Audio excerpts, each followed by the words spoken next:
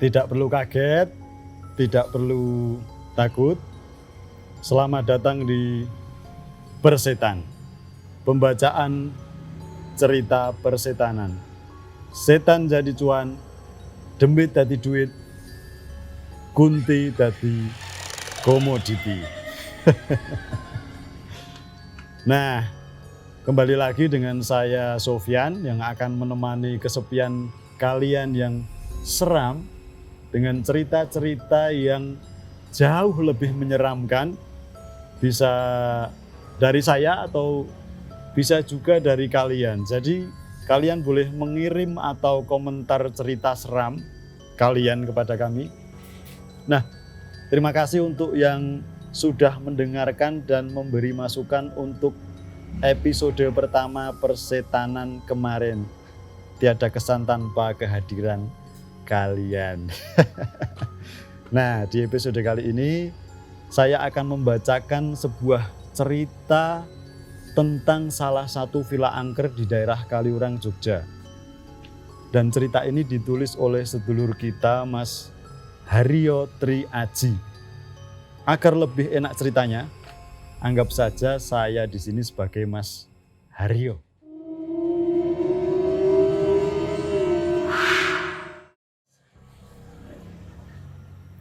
Cerita ini bermula dari acara makrab atau malam keakraban yang lebih mirip piknik sih. Di sebuah villa di Kaliurang, Jogja, saya kehilangan salah satu teman yang sebetulnya menyenangkan.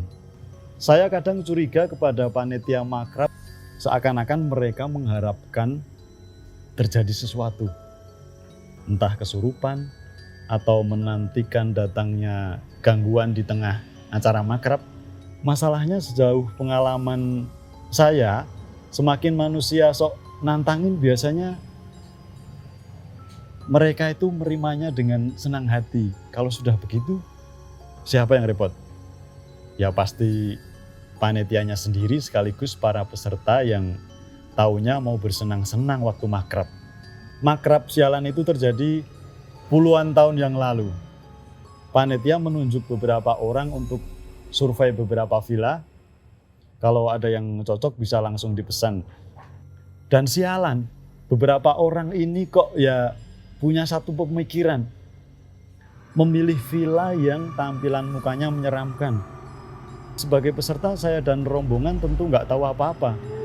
Beberapa dari peserta ada yang naik kendaraan dari kampus, ada juga yang membawa motor sendiri termasuk saya. Panitia memberi kami petunjuk jalan beserta nama villa di Kaliurang katanya. Silahkan berangkat duluan, di sana sudah ada yang menunggu. Kami yang rencananya naik motor nggak punya pikiran aneh. Yang kami kira sudah ada yang menunggu, itu ya panitia lainnya. Kami menunggu di Kaliurang pukul 4:30 sore. Dari daerah kampus di Sleman menuju Kaliurang membutuhkan setidaknya 45 menit. Dan acara makrab sendiri akan dibuka pada jam 7 malam. Kalau tidak salah ingat, ada 4 motor yang berangkat. Jadi totalnya ada 8 orang. Kami berangkat ke Kaliurang dengan perasaan ringan, namun sesampainya di villa yang dimaksud, respon pertama kali adalah mengumpat. Nah, gerbang depan villa itu memang sudah terbuka, namun tidak ada satupun panitia di sana. Nah, setelah memarkirkan motor, kami mencoba membuka pintu depan, ternyata terkunci. Kami memutari villa itu lewat sebelah kanan. Nah, tolong ini diingat, sebelah kanan. Lalu kami kembali ke pintu depan dari sisi kiri. Tidak ada satupun manusia di sana. Salah satu teman saya, namanya Bayu, ngumpat agak keras. Wasu! Nggak sekeras itu juga. Nah, setelah itu dia mematikan batang rokoknya dengan cara ditempelkan ke salah satu kusen jendela besar di samping pintu depan. Iseng dia melompat ke dalam bangunan dengan mendekatkan wajahnya ke kaca pintu depan. Kebetulan saya dan teman lain berdiri di belakang Bayu. 1 detik setelah mendekatkan wajahnya di kaca pintu, Bayu langsung melompat ke belakang. Tentu saja dengan mengumpat, "Bajingan!" Ada yang ikut melongok dari dalam, wajahnya kayak hampir nempel ke wajahku. Teman di samping saya namanya Angga malah penasaran. Dia mendekatkan wajah ke kaca pintu, berusaha melihat ke dalam bangunan. Apa yang terjadi kemudian seperti adegan film ketika kamu memijit tombol rewind. Angga melompat ke belakang seperti Bayu, tentu dengan mengumpat sama seperti Bayu. Dia melihat ada wajah yang ikut mendekat ke kaca pintu. Nah, teman-teman yang lain tidak ada yang berani memastikan, apalagi saya. Hingga maghrib kami menjauh dari pintu depan. Kami menunggu di depan gerbang. Lalu ketika azan maghrib hampir habis, 3 orang panitia baru datang. Mereka adalah satu tim yang ditugaskan untuk berangkat duluan.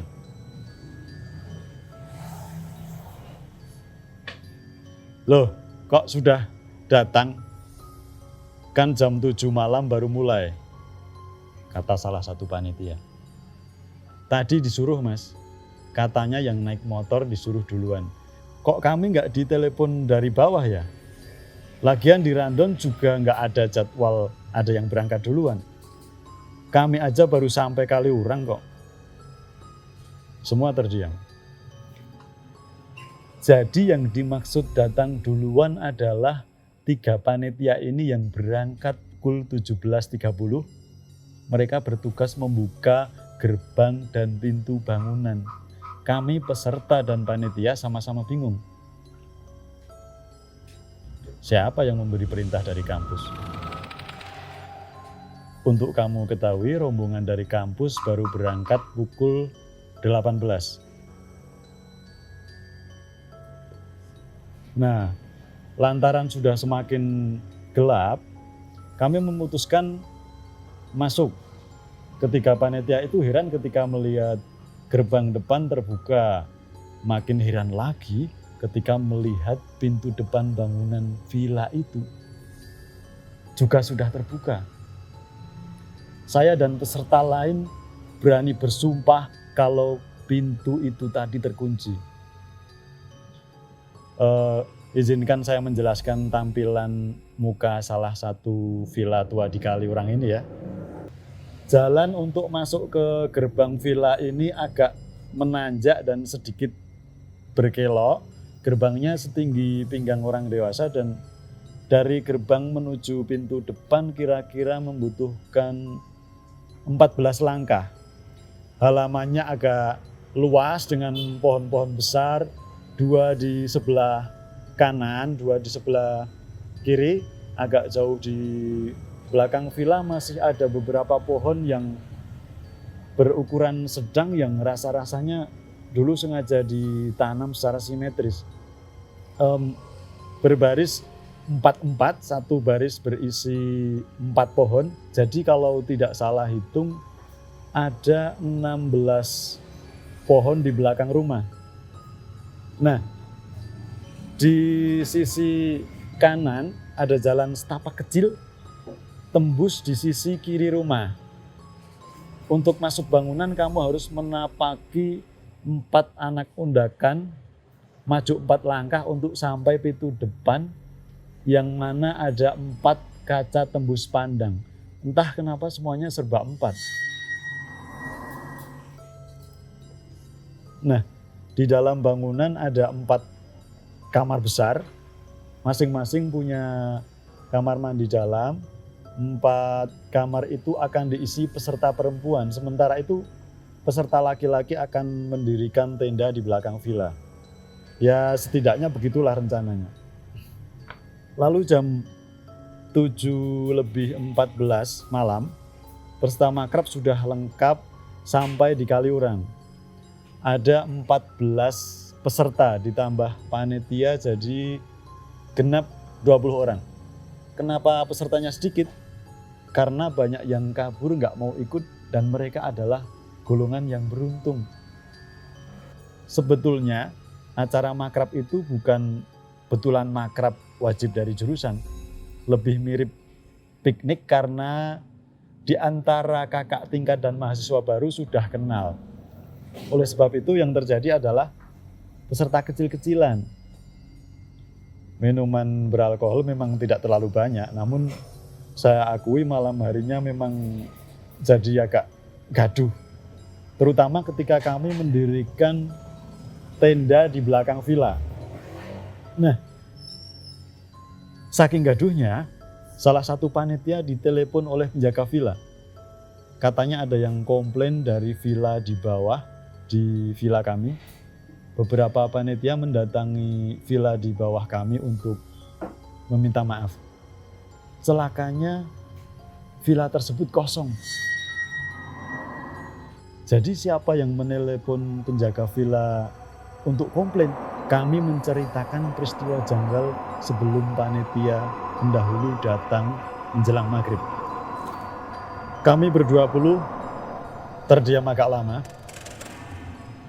Malam yang gaduh berubah sunyi, suara obrolan pelan terdengar di sana sini, ada yang minta pulang tapi ada panitia yang malah menantang. Dan ya seperti yang saya bilang di awal tulisan, kalau manusia mau sok menjual, mereka kadang nggak segan untuk membeli.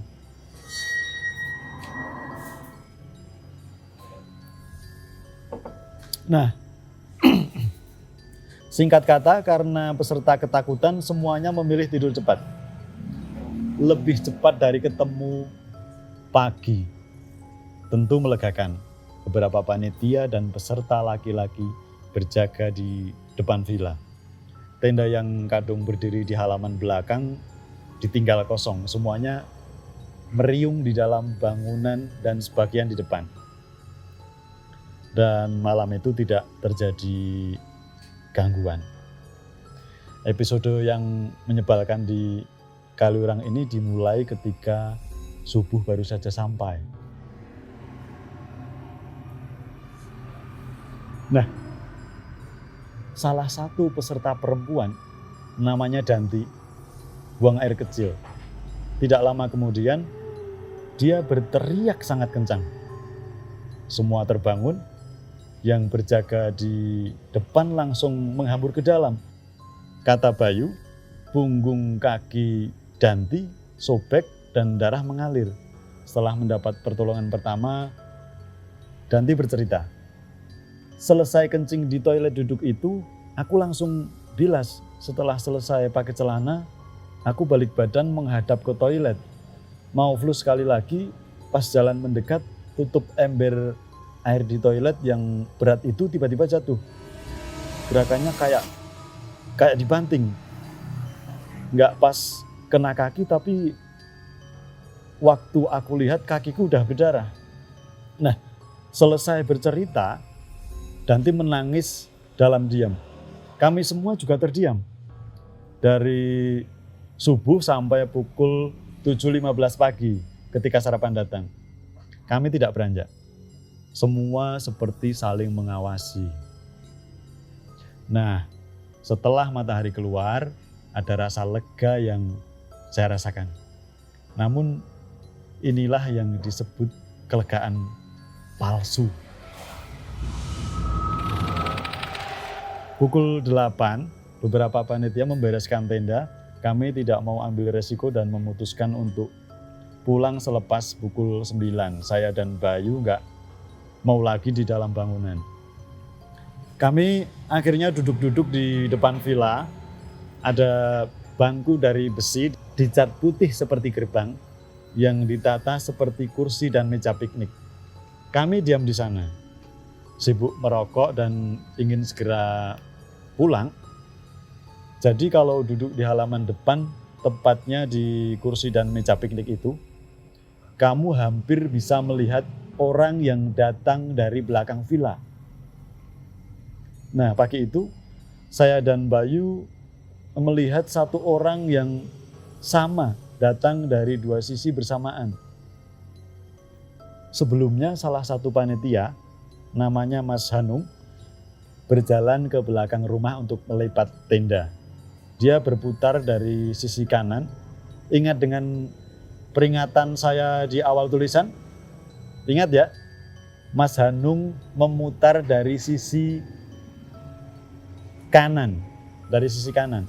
Sekitar 30 menit kemudian, Mas Hanung berjalan ke depan lewat samping tentu saja.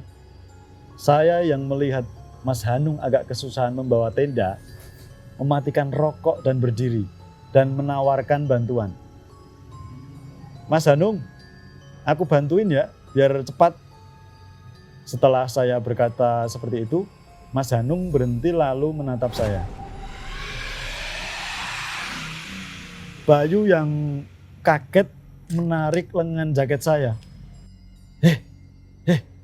Bayu berkata seperti itu dengan panik. Refleks saya menengok ke arah Bayu. Saya dan Bayu saling pandang. Tangan kirinya menunjuk ke sisi kiri bangunan. Itu Mas Hanung, katanya lirih. Saya menoleh ke sisi kanan lagi. Mas Hanung sudah tidak ada.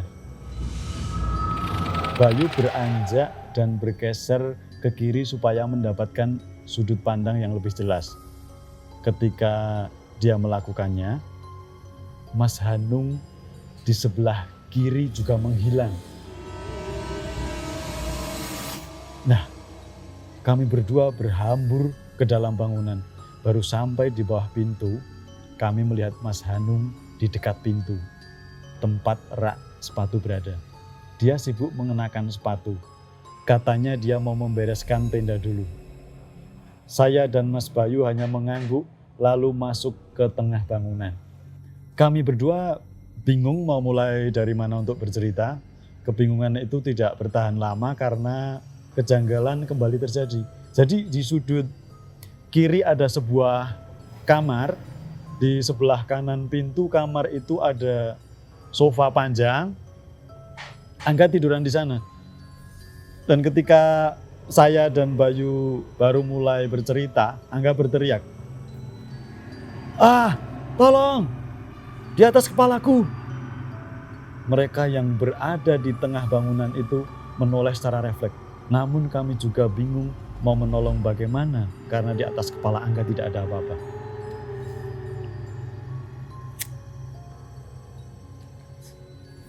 "Tolong!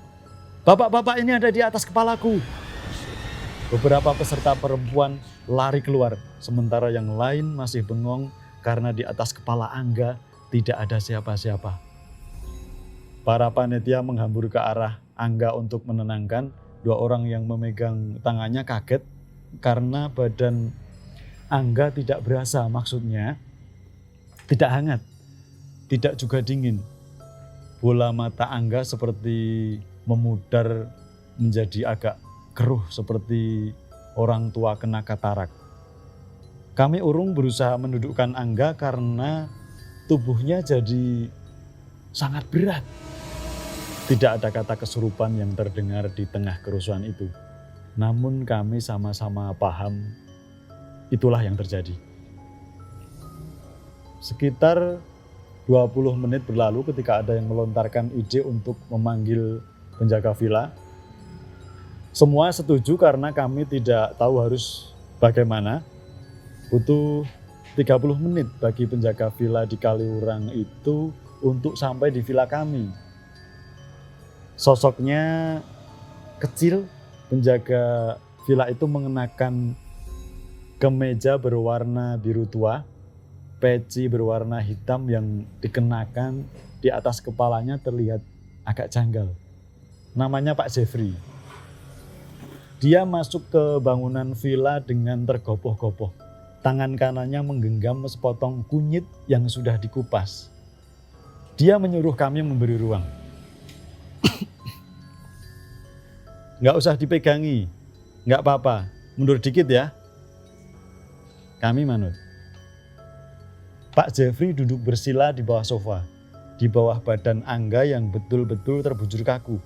Sofa itu agak melesak ke bawah. Setelah bersila, Pak Jeffrey berdoa dengan agama Islam. Dua telapak tangannya terbuka dan diletakkan di atas lutut. Setelah membaca doa singkat, Pak Jeffrey jongkok dan mendekati kepala Angga. Beliau menggosokkan potongan kunyit itu di kening Angga. Tipis saja saya lihatnya. Setelah menggoreskan kunyit beberapa kali, Pak Jeffrey pindah ke jempol kaki. Biar gak dibawa, gumam Pak Jeffrey. Kami semua diam dan tak mengerti. Kunyit itu tadi digoreskan lagi ke jempol, tumit dan betis Angga. Setelah itu, bagian-bagian tadi dipijit perlahan. Lama-kelamaan tubuh Angga kembali terasa jadi agak hangat dan mulai bisa didudukkan kembali. Nah, Pak Jeffrey meminta kami mendudukkan Angga di bawah, lalu kaosnya dilepas. Pak Jeffrey menggoreskan kunyit di tengkuk, lalu sepanjang punggung dan tulang belakang. Setelah ditandai dengan kunyit, bagian-bagian itu dipijat. Tidak lama bola mata Angga kembali normal, napasnya tak lagi tersengal-sengal juga, semuanya kembali normal. Setelah mengasuh, Pak Jeffrey agak memarahi kami. Kegaduhan tadi malam ternyata tidak berkenan untuk para penunggu. Kami tidak pernah permisi, tapi malah bikin gaduh. Para panitia meminta maaf dan sekalian mohon pamit. Salah satu panitia sempat bertanya soal kunyit dan pijitan Pak Jeffrey. Beliau menjelaskan, katanya kalau orang mau meninggal itu bagian kakinya dulu yang dingin, lalu merambat ke atas. Itu tandanya rohnya lepas dari kaki. Ini tadi dia sudah mau dibawa. Prosesnya sama kayak orang mau meninggal. Jadi untuk melawan dimulai dari atas dulu, lalu menutup gerbangnya yang di bawah, terakhir memperkuat sumber kekuatan manusia, tulang belakang. Ya ini kalau kepercayaan saya. Pak, tadi sebelum saya begitu saya lihat ada bapak-bapak yang melayang tiba-tiba ada di atas kepala saya. Seperti sudah tua, pakaiannya biru gelap kayak Pak Jeffrey. Tapi ini cuma kain, matanya keruh dan ekspresinya kayak orang marah. Itu siapa, Pak? Angga yang sudah separuh sadar bertanya. Ada baiknya masnya nggak perlu tahu siapa itu. Anggap saja memberi peringatan kepada masnya. Kenapa memberi peringatan? Nah, saya balik nanya ke masnya. Masnya tadi malam ngapain? Kalau nggak kelewatan, beliau nggak semarah itu. Angga terdiam. Kami semua juga terdiam. Karena tidak tahu duduk perkaranya. Menjelang pukul 11 siang, rombongan piknik Kaliurang ini baru bisa pulang.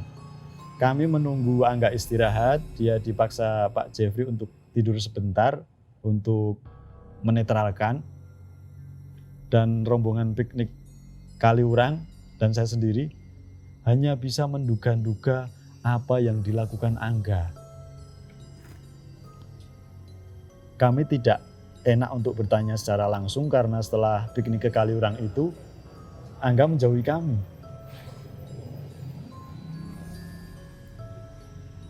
Dan dia hanya kuliah selama 3 semester untuk kemudian pindah. Sebelum pamit, kami mencoba bertanya duduk perkara kepindahannya. Dia tidak mau bercerita, hanya mengucapkan kalimat ini. Aku kayaknya nggak boleh deket-deket Kaliurang deh. Kayaknya disuruh pergi. Takut.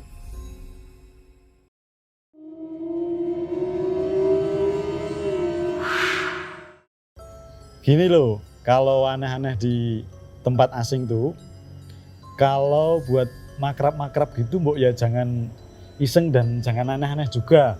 Apalagi tujuannya cuma buat iseng ke junior. Nah, mbok ya jangan. Nah, sekian cerita persetan kali ini.